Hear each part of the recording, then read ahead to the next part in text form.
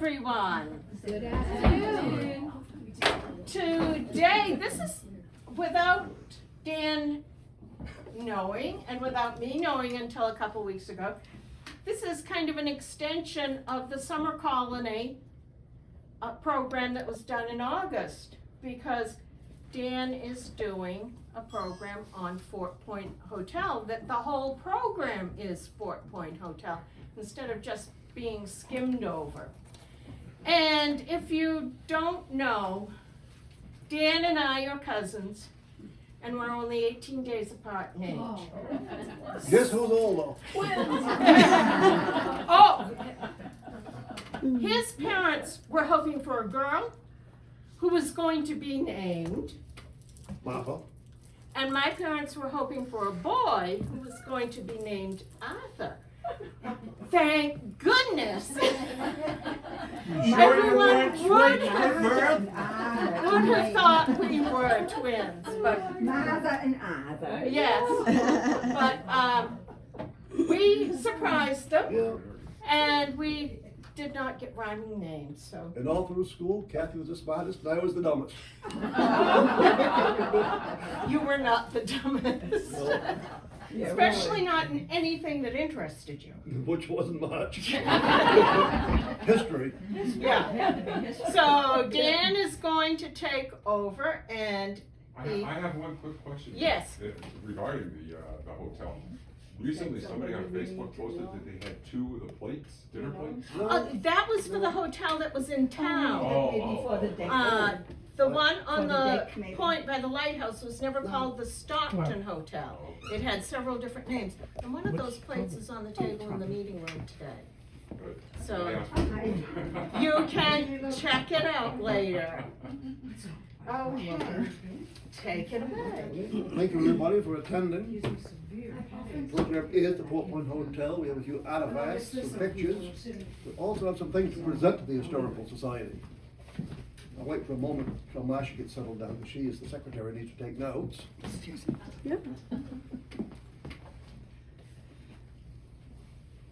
All eyes on you. There she is. Hold the applause. Hi, Marcia. What's with that? See you, Danny. I gotta put these on. And she doesn't have her notebook. No. Okay, well. Are you not taking notes? She's not taking notes. All right, well, first of all, we have this scrapbook that was given to us directly by Edgar Merithu. It was from his sister, Alice Merithu Teslas. And it was all newspaper clippings, marriages, and a lot to do with World War II. This is all through the World War II era.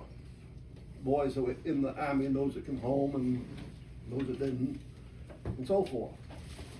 Well, Alice married George Teslas, who is here in Stockton in World War II with the Army, with the fire department, which was for the loading the ammunition in Searsport. Wooden dock, wooden warehouse, wooden boxcars, therefore they needed the security of the fire department. So that's what brought George here. He married Alice, she kept this notebook, and now this is for the Historical Society. So possibly Marcia, if you would write some sort of thank you note to Edgar, I can do that. and then everybody knows Edgar. Yes, indeed. I can do Okay. that. Now this is a copy, continue what Kathy said about our personal history. This is a copy of the marriage license of Kathy's and my grandparents.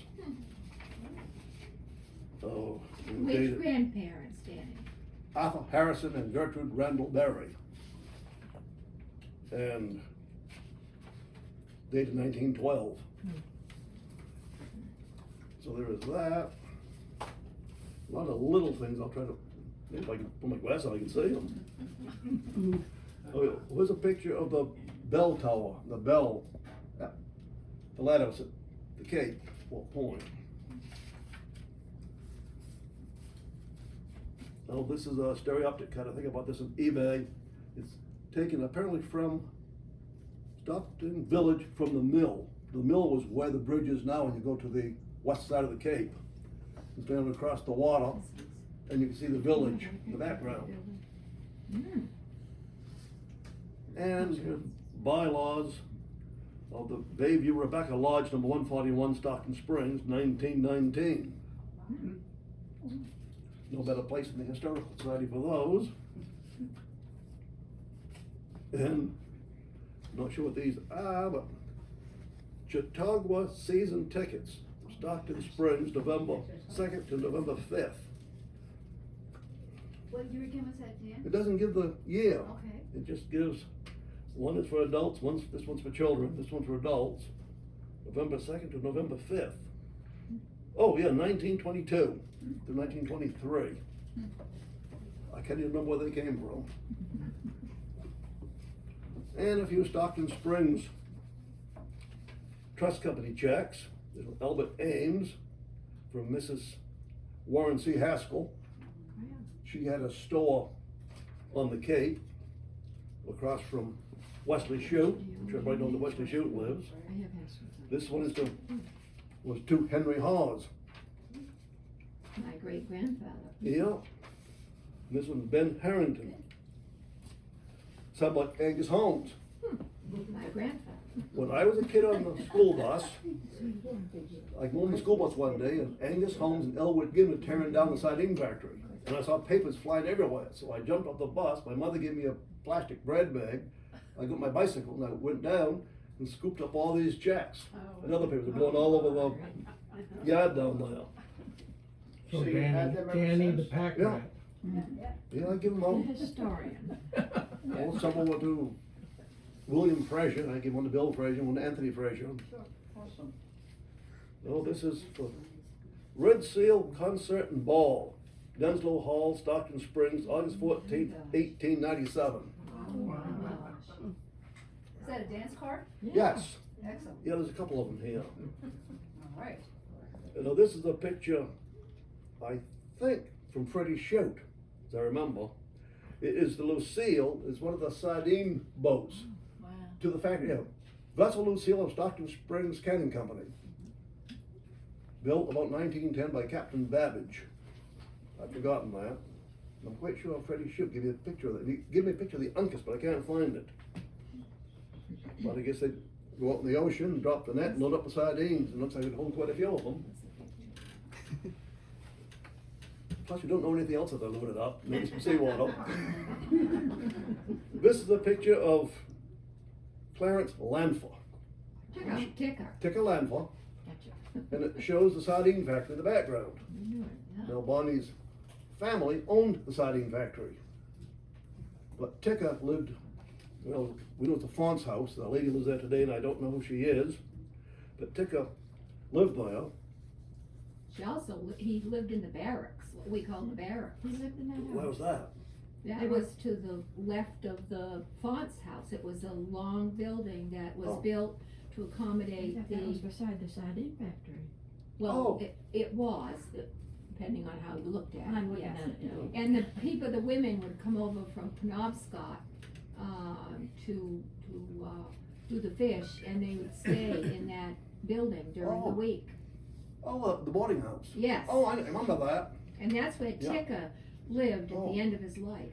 And another one that lived there before my time was Mel Keane. My relative. Was he? Shall I continue Cousin to my Grammy Delia. Shall I continue my story? Cheers for Sal. That's the one. Then maybe Diane will tell us that story. Or I will. Well, it's, Yeah, Now, Mel Keane lived in one of there's 4 apartments in this building. And apparently he'd go down the shore and pick up pieces of lumber, and he would build lawn furniture and lawn chairs. And, he built the Adirondack type. yeah, Type. and then he put a sign, CHERSFERSAL, cheers for Sal. And the tourists would pay probably twice what they were worth to walk off laughing at him. And guess who was laughing best? Yeah. Grand Freeman's Concert and Ball, Denslow Hall, Stockton Springs, May 15th, 1894. Floor director Willard M. Berry, C.N. Fletcher, John Lancaster, A.W. Trundy, and Henry Revere Hitchborn. Adrian. Young's Orchestra, Lincolnville, Maine. It's a dance card, and apparently they danced, every dance card is filled out. Busy night. Yeah, Been yeah. good looking. Or the only woman. No. Yeah. This is a postcard I bought on eBay. The card's marked Stockton Springs. It's a nice looking house. I don't recognize it. The what? It is of a big square house in the Italianate style. It looks a little bit like the Edwards house down across from Just Bob's Restaurant. That square? Yeah, Yeah. that's what it looks like. It looks like it, unless that house has had some alterations. But anyway, there it is. Hopefully maybe somebody can identify it. I'll just set it there in case somebody can. Souvenir, Sandy Point School, District Number 5, Stockton Springs, Maine. Winter term, December 1907 to February 1908. Clara A. Barry, Vern Thompson's grandmother. Teacher. I don't think we have an awful lot in the school collection, do we? But there's something to go with it. We have a lot more than we did because of what Eric Ingstrom gave us a couple of years Oh, ago. good, wonderful. Here's a business card. Ladies Furnishings, Notions, Jewelry and Novelties. W.F. Trendy, dealer in dry goods, Stockton Springs. Almost feels like Yeah. it. Some of us remember Walt Trendy very well. He was a town clerk for 68 years. I think a record for the country. Did you want us to let that go around or just? And maybe afterwards. Okay, If it goes around like learning from the past, you'll get a lot of talking that's right, and distractions. yeah. Now here's a picture of a Ellie B. Coos. Aunt Ellie. Yeah, Her name was Alice Berry Coos. yeah. And Marie's writing Jeffy must have been her parrot in the cage, Jeffy and sister. I've written Marie Coos Grant's sister, Ellie B. That's her. I've got the same photo. Yeah, and that came from Marie's house when I bought it. So did the one I got. Yeah. Now this I bought on eBay. Souvenir letters, Stockton Springs, Maine. The only thing is, that house has got a square Not dated, widow's wall. but there's a lot of very interesting pictures of the Cape Docks. Some that I've never seen elsewhere, Well, I don't know. such as It this one. almost looks like it's there, doesn't it? Yeah. And what's woods between the Cape Docks and the Town Road, then it's just all open. Would be the It front. shows the boarding houses up in the background. See, there's the potato house, 125 feet wide, 600 feet in length. You just tell, come here, Pat, you can just tell by the size of the boxcar, it's so little compared to the end caps of my grandfather tore it down. Or helped tear it down. Hershey Retreat, August 1893. Is that before it burned? It burned in, I think it burned 1910. We had a meeting at the Lighthouse years ago, and we had a tape recording from a Miss Beatrice, somebody or other, and she remembered watching it burn. Terry Cole went to Castile to interview this lady. I think she was up in the mid or late 90s, and she said that in 1910 on the 4th of July they were throwing firecrackers, and the firecrackers went under the porch, get the leaves of fire, and burn the building down. Miss Beatrice, cannot remember her last name. Well, this is electric bill to Dr. C.E. Brito. He used to have his office here. Yes. Right. Speaking of Dr. C.E. Brito, Dr. Charles Edward Brito, there's his picture. Dr. C.E. Brito, the first homeopathic physician to locate in Stockton Springs, Waldo County, Maine. The doctor came from Rockland, Maine, 1906, and had a good practice throughout the town until his death in 1934. He was the first. Helped deliver me, Danny. Yeah. Oh, wow. He was the first president of the Wasson-Keg, a gentleman's club, founded in 1907. In 1932, started a business establishment called Nutting's Garage, which was next door. Preston. Super's, Preston Nutting, Preston, yeah. in Super's building next door. And They had a house up in Church Street. I just bought this on eBay just for this occasion. It's his personal check, C. Edward Brito, M.D. on the Stockton Springs Trust Company. It's in immaculate condition. Wow. Wow.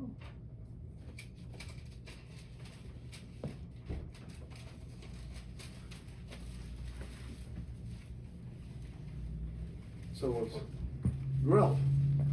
Yeah, I had the pictures, Connor's got pictures, you know, the trust company and the post office building. What was the name of that hall? I can't remember. The one next one up in Bensville Hall there. The Hopkins building. Ah, okay, Yeah. Herbert Hopkins built it. okay, And he lived in the White House just above it yeah. before you get to the Hitchborn house. His nickname was Skinny Hopkins. Alan Blanchard told me that. No, he's a booklet, Our Navy. But it's from the John M. Ames Company, Stockton Springs, Maine.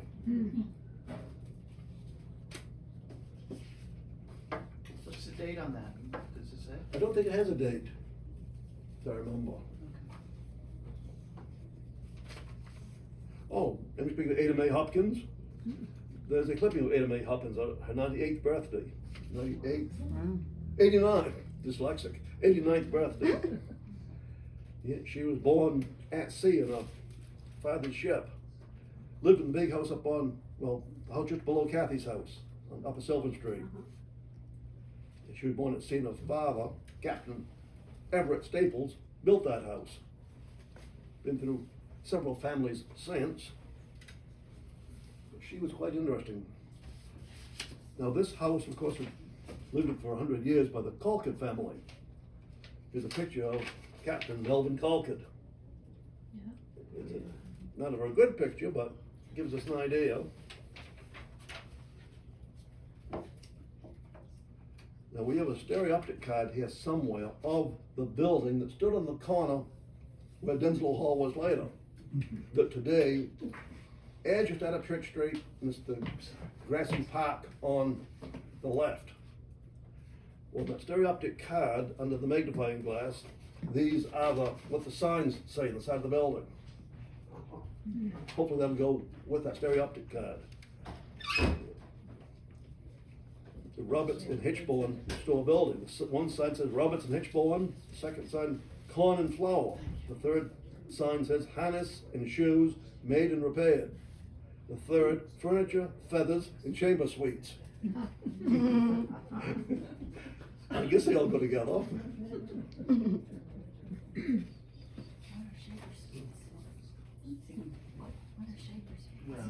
Shaver Suites. Chamber, did I, chambers? The Shaver? no, Shaver cha- suites? chamber suites. Chamber suites. What is Like a that? bathroom? Well, either the bathroom furniture or the porcelain, which someone might call a piss pot, or the fundament. Yeah. Earl Hay used to, at his auction, would have had a chamber pot. He said, oh, look what it says. Wipe me out and keep me clean, and I won't tell what I have seen. Whenever he had a chamber pot at his auction, you knew what he was going to say, and it always amused the crowd. Maybe to loosen up their wallets. My favorite were the ones with George III on the bottom. Yes. That's funny.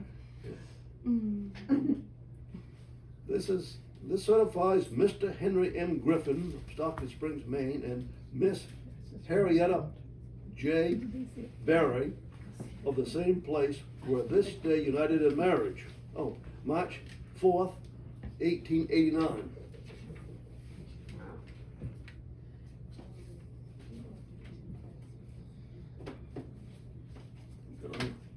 Stock, well, there's no bank books here, but I guess this is the envelopes that had the bank books. Stockton Springs Trust Company. And this,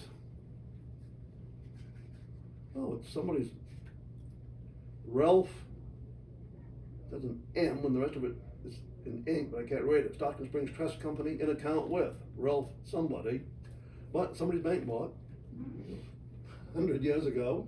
The trust company started about 1906, I think, and went into voluntary liquidation in 1933. So it's 90 years old. March 26th, and Dollar Day, which seems to us the only way to get the funds we badly need to keep our church in running. Ladies' Aid, Susie Griffin. Uh-huh. Yeah. And Husband when I was a was kid, Jim. Susie Griffin was she well over 100 years old, wasn't she? I remember hearing about her often when I was a kid. We lived right next to her. She was a beautiful lady. She was from Georgia. Oh, was she? Mhm. Oh. And she had a sister named Ella May. Ella May. Yeah, and the sister lived with Susie and Jim, her husband, Jim Yeah. Griffin. I got a cow named, well, Ida Bell, not Ida May. No, really. This is just some sort of a greeting of Lizzie Colkin, who was one of the three Colkin sisters from this house. I think Super gave me that, because he owned this house. And this, well, it's a letter of some type. Mrs. Ari Walker and family. This would have come out of Evan Haskell's house. I bought the contents years ago. Alfred, guy who grew up in this house. Alfred W. Thompson and Delia M. Small, married Saturday, November 19th, 1887, Stockton, Maine. 1887, William Stockton, not Stockton Springs.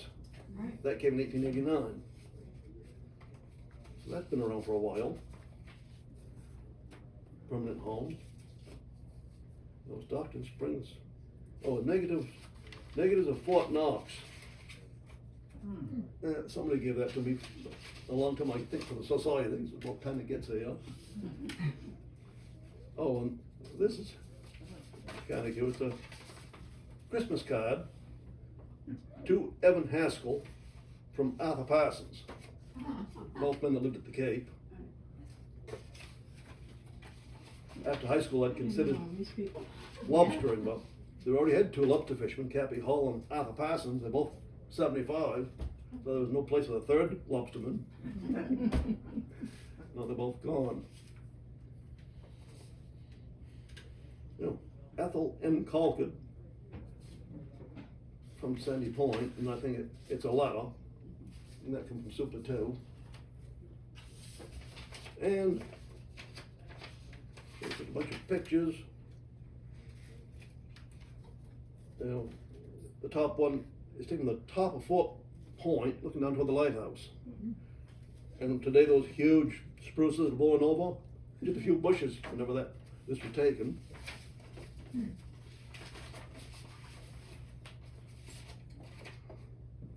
You mind? Yeah, pass it around, Paul, if you will. It's got all interest. Yes.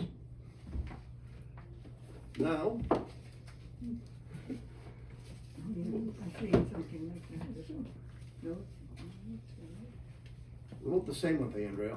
No. Oh, Different. that's Fisherman's Rock. Oh, yes. Oh, I think you talked about Yeah, that. it's, well, on the shore in back of where Martha and Manly Rogers lived. Stillwell Cottage. I have no idea who owns that place today, so I can't give modern reference. Now the Stockton Springs, the Fort Point Hotel. This is an original register of the Fort Point Hotel. It was with the Bucksport Historical Society, and somehow years and years ago, through Reverend Charlie Brown of Sandy Point, he brought it here. Apparently on, you say, Kathy, permanent loan? Yes. Permanent loan.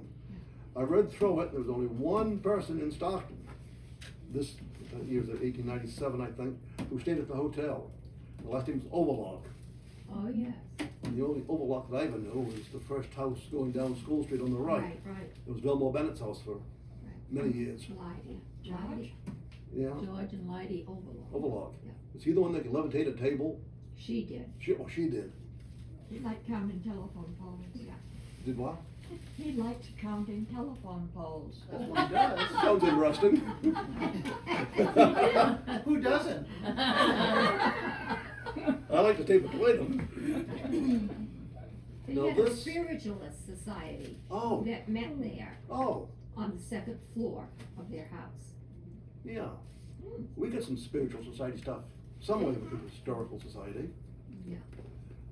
I think that Ray Webb brought it to us years ago from when Oscar Eldon died, because he was a member of that spiritual thing, he and his wife. There was another active one in Prospect. Was it? No, that was, because Oscar Eldon lived in Prospect, just before you get to Ray Webb's. This is the original brick from the Fort Point Hotel. So we think that everything is gone? Well, not everything. This brick has no Fort Point Hotel significance, but I brought it. Because of the paw. Oh, yeah. Not the cat's paw. Yep. The cat must have stepped on the brick when it was still soft. What if they You got the know, bricks I've from? seen pictures of one from Egypt near the pyramids, a sun brick. Sunbrick, yeah. It's like 5,000 years old and there's a cat print in it. No. So somebody then had to come up with one that was from Mesopotamia, older than that a cat had stepped in it when it was wet. So cats must like They must. walking on wet They clay. leave the autographs. Suppose those came from the brick factory on the Cape? I imagine so. This came from the Captain N.G. Clifford house, big 2.5-story house that stood about where the new Stockton School is or was on Church Street. Two other guys and I tore it down.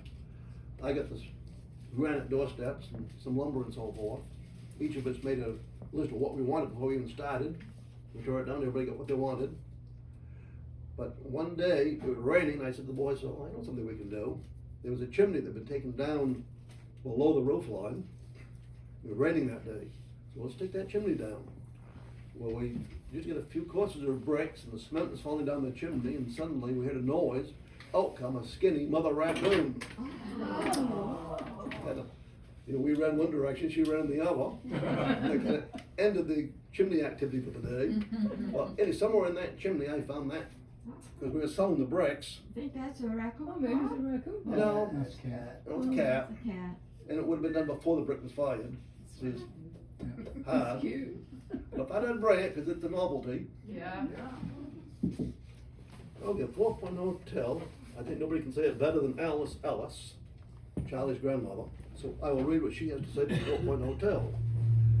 In 1871, Captain Charles B. Sanford and Captain Hugh Ross, Esquire of Bangor, headed a syndicate which flourished over $60,000 to build and furnish a large hotel in Fort Point, near the site of the old Fort Pownell.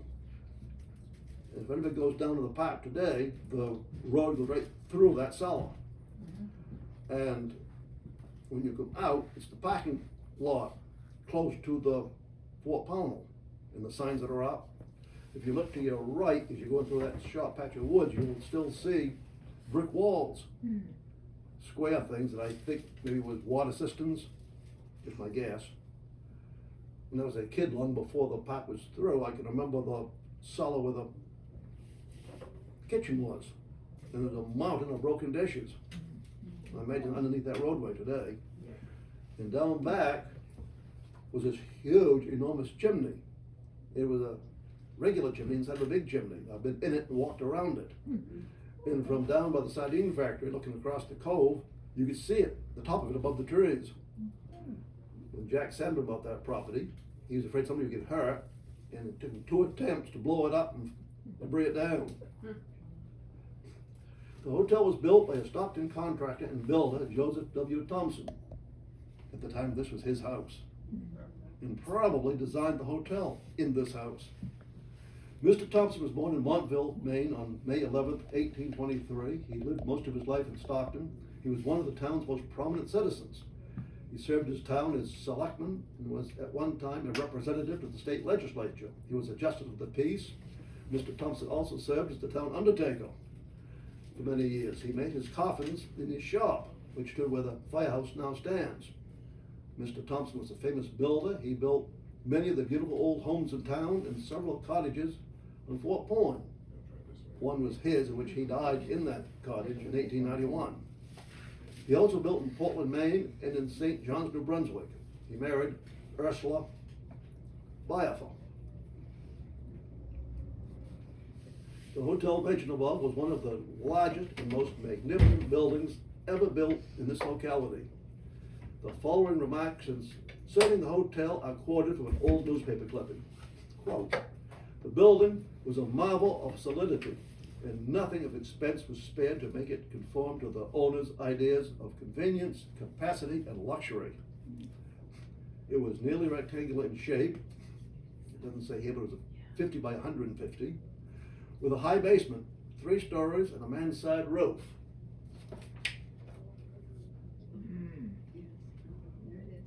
And when we pass that road, everybody can see it. See, that's what we're talking about. Relieved by a high tower, wide verandas surrounded the building from the first and second floors, and the roof formed a most significant promenade. The house was a widely known landmark, and tourists passing up and down the river almost invariably commented upon its excellent site. Its interior arrangements were on a magnificent scale for size, and its finish and finishings lavish and unapproachable, even at this day, by any summer hotel on the Maine coast. It had accommodations for 200 guests, and with its broad verandas, vast stretches of halls and corridors, bowling alley, billiard room, and numerous various accommodations, was all that could be conceived by its projectors and its guests. The foundations and fireplaces at the hotel were made of Mount Waldo granite. The lawns and flower beds were spacious and beautiful. Besides the hotel, there was a gas plant which furnished lights for the building. There was a building for the hired help and stables, where several horses and ponies were kept. Later, an octagon-shaped dance hall was built on the property. One of these pictures we have here shows it in the background. Carriages were run daily to the village, and the mail for the hotel was delivered in a special sealed pouch. The first name of the hotel was the Wassankeg Hotel, because that's the name the Indians gave Fort Point. I think it's water running over rocks, as I remember. The name was soon changed to the Fort Point House. At later times it was called the Woodcliff and the Fort Point Hotel. The first few years were seasons of gaiety on the point. It was the resort of the elite. Socially prominent people promenaded the verandas, feasted on the most elaborate menus, served by trained New York waiters, and danced in the evening to the music of the best orchestras of that day. Hard to believe, isn't it? Excursions were run by boats from Bangor, which brought large groups who attended the parties and dances. It was a very fashionable place. Many noted people vacationed there. Among them was Hannibal Hamlin of Hamden, who was vice president during Abraham Lincoln's first term as president. Levi Griffin was fond of telling that he often barbered for Hannibal Hamlin and other distinguished guests of the hotel. Quoting again, "Finally, rural places sprang up along the coast. Bar Harbor's star began its ascendant, and the patrons wandered away and scattered. Its exclusiveness suffered from the too frequent incursions of the plebeians, and, in short, its popularity began to wane, to wax no more except in spasms brought about by the initial booming of each new manager. Proprietors came and went away poorer than they came. The hotel was managed at one time by William D. Lewis of Boston, later by William Russell of Charleston, and still later by Pomeroy and Eaton. It was purchased by Arthur H. Soden of Boston, who sold it to its last owners, the Rogers brothers of Boston." That's what Alice Ellis has to say. Now, the State Historic Preservation Commission, a few things vary between the two.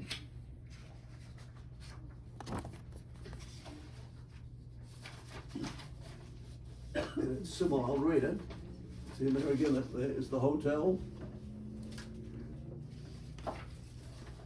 In 1871, Captain Charles Sanford and Captain Hugh Ross of Bangor commissioned Joseph W. Thompson, again of this house, to design and build the Wassankeg Hotel at Fort Point. Sanford and Ross formed a stock company which raised $85,000. So Alice says over $60,000, I guess $85,000 is in line, to finance the project. Laying of the granite foundation began in March, and the huge wooden frame was brought down the Penobscot River from Bangor the following month. Construction moved rapidly to meet a July 1st opening deadline, but some finishing touches continued during the season. When completed, the Wasm Keg reflected the large-scale frame construction and mansard roof of many of Maine's post-Civil War resort hotels. The site is a very commanding situation from which a magnificent view can be obtained in all directions. The spacious grounds will be elegantly laid out in lawns, etc., with trees and shrubbery, while walks and drives will render every part of them accessible. A new wharf at which steamers will stop on every trip furnishes a landing place, whence a winding driveway will lead to the hotel. The main building will be 150 feet long by 50 feet wide, 3 stories higher than mansard roof. A larger tower rises in the center of the facade, and the front and ends will be furnished with balconies. The roof will be railed and finished as a promenade. The interior will contain 100 rooms and will be furnished with the most modern appliances for the comfort of the guests. We confidently predict an immense patronage for this new summer resort, and its easy access from the city will no doubt draw to it most of the citizens who have therefore spent the summer months in other places. During the last ensuing quarter century, the Wasm Keg was known variously as the Fort Point House and the Woodcliff, etc., etc. We've gone through that. That was the beginning of the hotel. Now, okay, this is from the Whig and Courier, Bangor newspaper, Thursday, June 8, 1898. Hard to read. I've had friends somewhat better in my writing. Whig and Courier, Thursday, June 9, 1898. A famous hotel burned to the ground.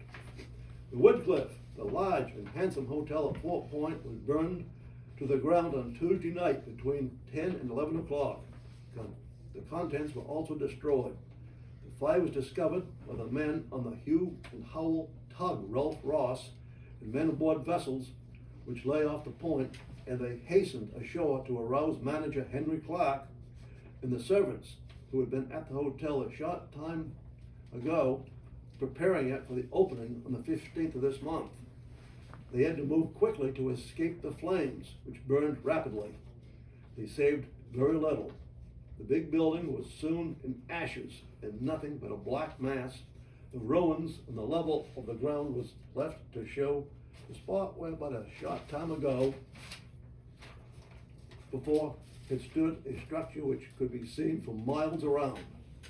It was evident to those who were at the fire that it caught about a large open fireplace in the office where once before fire had been experienced. Why didn't they fix it? The loss is estimated at nearly $70,000, and it is reported that there was insurance of $20,000. Kind of puts a kibosh on the thought of arson. The hotel was owned by Rogers Brothers of Boston. It was built in 1871 by a syndicate of Bangor men and had changed hands a number of times. It contained many modern conveniences and was built in a very suitable manner. The original cost being about $60,000. Now, have everybody seen this picture? Okay. Here is another picture. I think this is later times. The grounds here are quite manicured.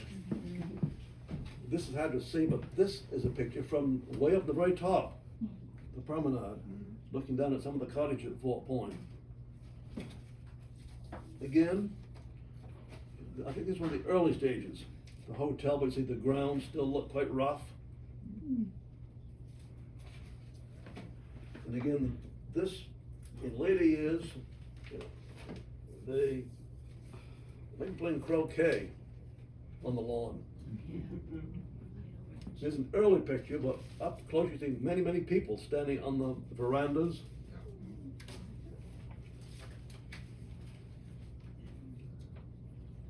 This is a copy of a piece of stationery signed by Henry A. Clark, that last owner. And Again, there's a picture of our lighthouse as it looks today with the hotel in the background, for reference. I've been collecting this stuff for years. And, you know, this is a copy of a stereoptic card. And what we've already seen, this is the hotel at the end of Fort Point, looking the length of Fort Point.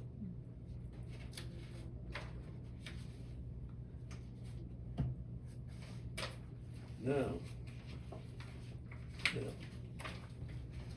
it said what excellent meals they had by New York chefs.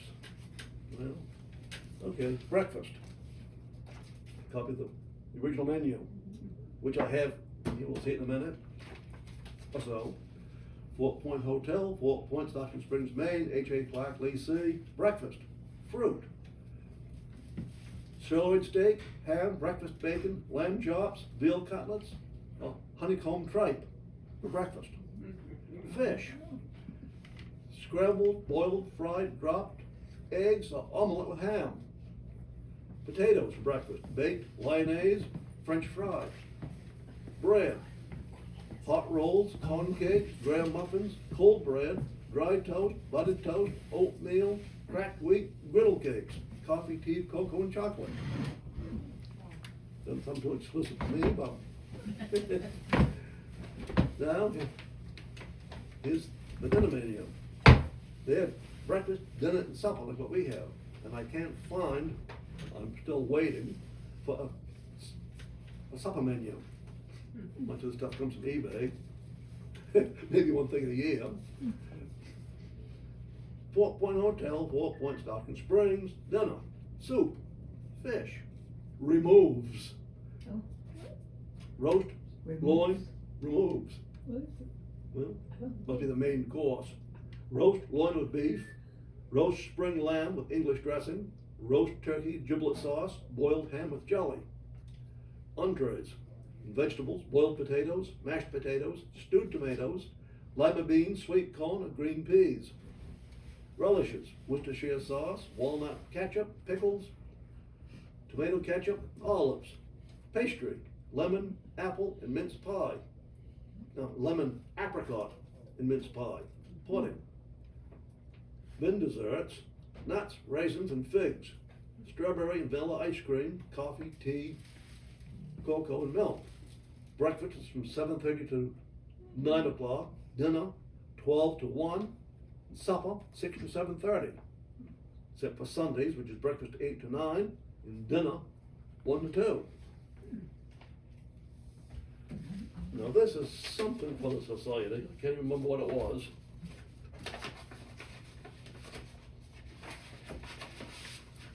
Oh, yes. It was a little booklet. It's in here. And it's of Stockton Springs, Maine, and another hotel. Starts at Fort Point Hotel, and many, many pictures of Fort Point, which I made. This is for the society.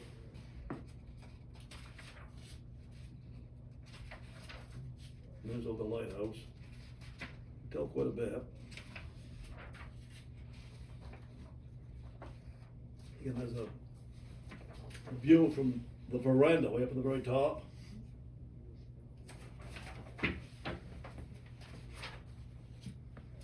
But anyway, I'll set this aside, if anybody wants to look at it. Where'd you get that? From eBay, and I'll show you in a moment. It was a little booklet, original, a little promotional thing, I think, which I bought on eBay several years ago.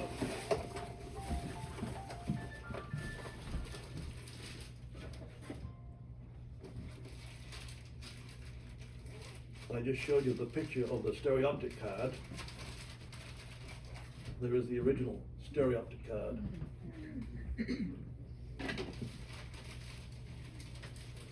These are the very fancy menus. Just imagine, after the big fire, but something like this, somehow, somewhere, survived all these many, many, many years. 120 years approximately. Someone must like their dinner and took it with them. Must have, yeah, took it with them, souvenir.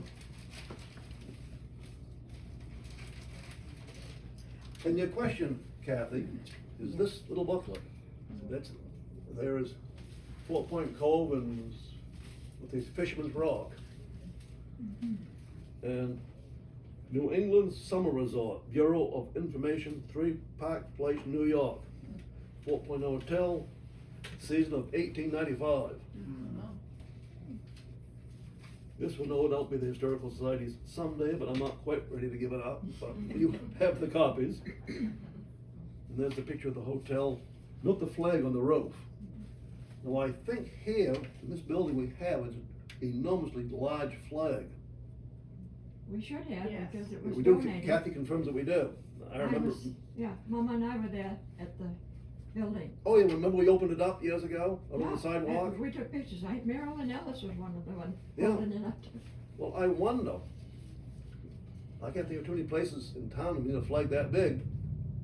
Look at the size of that flag. It came, Yeah, at the time, they thought it came from the yacht club, it came Oh. from Arthur Parsons' barn. Oh, but it, Oh. I can't see that the yacht It's club too would big for been big enough to have a flag the size of that, so it would make more sense that it was the flag from the top of the hotel. So it could have been burned then. Yeah. well, here's an original piece of stationery. I showed the copy of it. There's the original piece. I guess it's original, kind of yellowish. Date 1898, shortly before the place burned. And a postcard, you've already seen the picture of the hotel, with the lighthouse. Now, here's a sterling silver souvenir. And in here is engraved the hotel.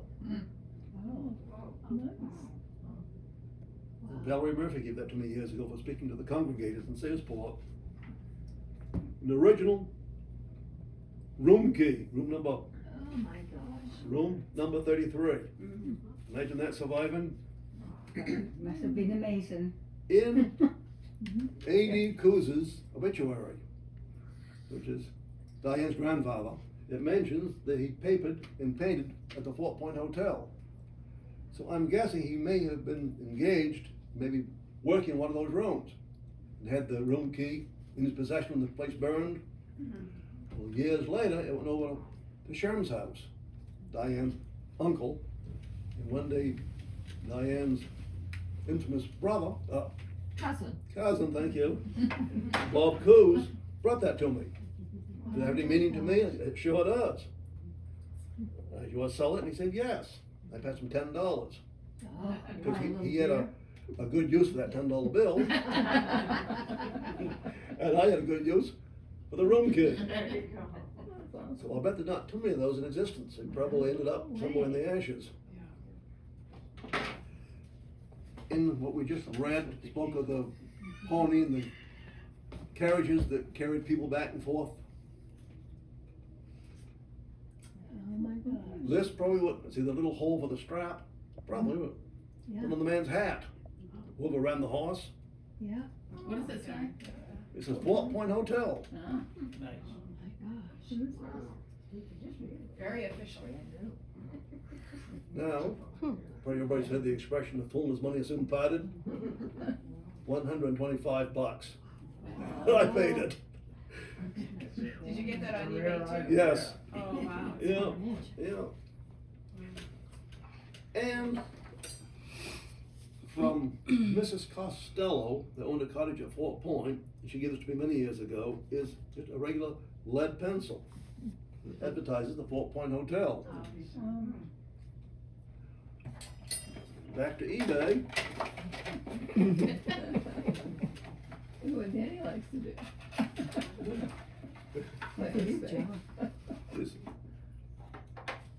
This little teeny egg, look like an egg. That's why Ann and I have it in a bird's nest. In it, there's a picture of the Fort Point Hotel with the giant flag. Fort Point Hotel, Stockton Springs, Maine. Is that wooden? Yes, it is. And if I Like a German dolls. Yeah, it's sewing kit. Oh, it's wonderful. If I Yeah, don't- they used to do those, and it's called, I believe it's called marshalling. Oh. They made many things as souvenirs Yeah. for people to buy of different locations and places out of wood like that. And I've got a heart-shaped one that was a pincushion, so the pincushion's on the side of the heart from Kennebunkport, which is another story. But anyway, I think that's what it's called, marshalling, Actually, How do Not you just a spell souvenir, that? but functional. Marceline. It's not just a souvenir, but it's functional. It is, yeah, marshalling, I believe it's Marcheline. Marshalling, I believe that's right. Oh. What is it? You got an Fort- eagle and a Fort symbol. Point House, this is earlier, isn't Fort Point Hotel, because earlier was Fort Point House. But see how it's hollowed out, these little teeny needles go in their place, Thimble. and the thimble goes on top of them. It's pretty small. Yeah, it is. It's really cool. I don't know that sterling silver, and I don't care, but that goes like this, That's really neat. and this will go back together for another 100 years. Well, That's tell you, cool. Paul, pass it around Of course, sir. for people to see. And Paul, pass around the, if you would, the key. Yeah. Everybody should touch this stuff. Yeah. Someone slipped a key and I guess it didn't work out. Yeah. It may have come from, well, I bought it from Bob Coos, that's a given. It came out of his family's home. But again, Bob's grandfather's obituary said that he worked at the Fort Point Hotel. So I think it's quite reasonable. Yeah, that's Beautiful beautiful. story on that. That's amazing. It is. Yeah, that was on eBay and I grabbed it. Okay. I can't remember what I gave for it, which is good. It was 125, I take it. I don't know, I really don't know. Maybe it was worse, but I don't think I would have paid more. Can I interject? Go ahead, Paul. I had the privilege, some 6-7 years ago to do quite a bit of work with my colleague Harvey Mitchell in the state park. Yeah. With Terry Cole and with the State Historic Preservation Commission. And, Harbor actually identified the stables. Oh, we did? The archaeological site is Yeah. intact and they're impressive to say the least. In fact, when we first saw them, we didn't even think they were stables. They're heavily built, wells specifically, for the horses, Yeah. obviously, and, they're all preserved perfectly in the state park. And, they exist, if you head, directional west down the road, and if you're heading out of the park, it would be on your left before you get to that big spring. And they're in that area. And, so the ruins of the stables still exist. Maybe you'll show it to me sometime. I would love to. My father remembered the dance hall. It didn't burn apparently. My father was born in Where 90 was that? Sort of just in back, I think, north of the hotel. North. It might even be where one of the roads are today. Yep. My father said they used to play on it. And just another interjection, and I'll stop after this, but, the building the foundation that exists when you come in before the parking lot to your right, which may in fact be a boiler system or what have you, those bricks are repurposed from 18th century chapel bricks. Yeah. So the chapel from Fort Pownell was taken down when the hotel was built, and those are 18th century bricks. So you can see them now if you go into the state park, before you get to the parking area, if they're right to your right, those are not 19th century bricks like that. Right. Those are colonial bricks. So they took the brick chapel down that was burned Yeah. and repurposed the bricks for foundation. And that chapel was in the hospital at one time. It was. The Penobscot Expedition. It seems to be, yeah, Do you know if those bricks have fingerprints and whatnot in them? they're amazing. They're most of the bricks that were made here in New England in the Yeah. 18th century, 1700s. We might as well pass these around too. Slaves, Um, and Indians, These especially in probably, Connecticut and Massachusetts. these probably came from Thomaston. Although I'm not sure about the chapel. The chapel is pretty, I'm not gonna get off on this, but the fort the bricks in the Who's fort remember were history? probably built Sears of made Warehouse on the from Simpson, that so city. that wouldn't have been enslaved. Some of that was a big one that was on the Chapel corner. was built a few Yeah, years, some of that- 1664, and its 1664. biggest iteration And was so we're not sure where the bricks came 1872, from, but Thomaston was a and big it was a brick supplier. three-story mansard. Yeah, beautiful building. And it was original in 92 and 93. Before my hiking The one they built. Oh, I got one in the car. Okay. You can't believe they're cleaning Yeah, and it torn down by Yeah, I miss. John Barrett, You have to hand it. and he built his house out of that lumber, This way, going that way. which is in the corner of Very different than 1970. Highland Avenue and up Sylvan Street. No, Oh, yeah, well, you should, it's just, it's a state park, so, I'm not saying Yeah. to take them, but Now it's the if parking you go lot to the where state park, the big down hotel there, was. Thanks, Joe. you see the building before you get to the parking lot. House It's on the inside. right, and Where it's the an post office offshoot is, of the where the hotel, I'm not state- really sure Oh, how the hotel yeah. is set But up. that later became. Yeah, these, check out the bricks. Both Yeah, those stables, and then No, it we became have- parking. we have a share, yeah. And I don't mean to monopolize. So the Baptist church was I'm on very the corner, passionate about hotel was here, Baptist church was here. It ended its life as a storage place for tires and oil and stuff.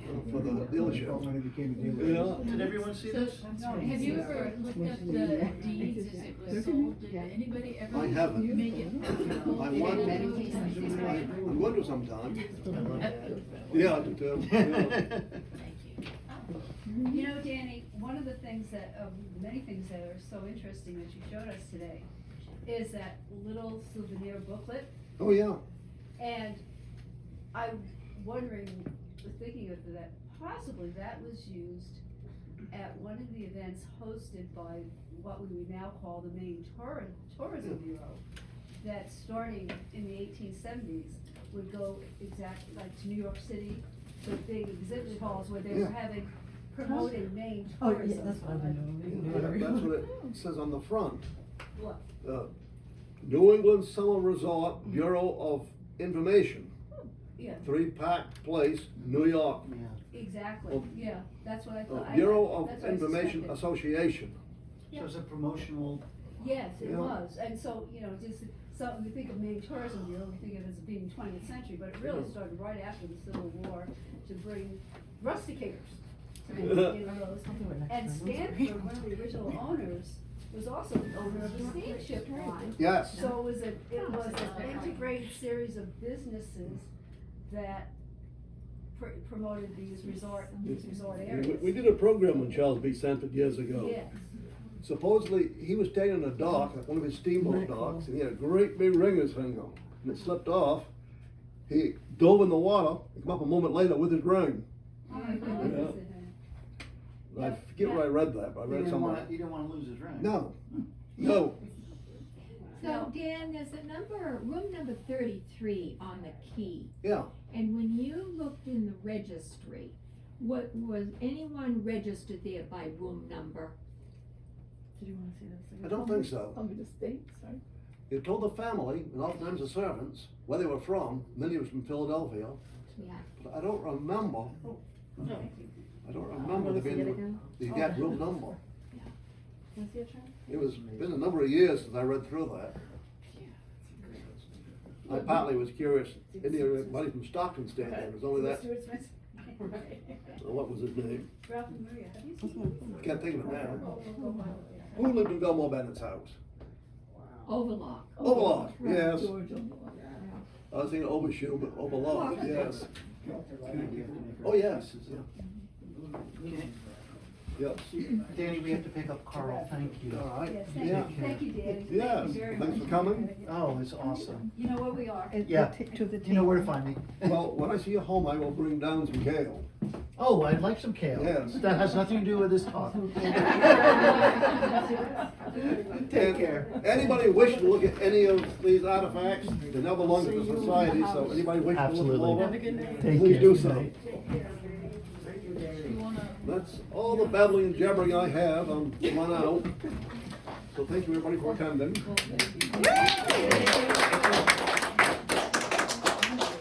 job as always. Well, thank you. Let's phone this guy. I saw the stamp. I didn't hear you. Phone. Yeah.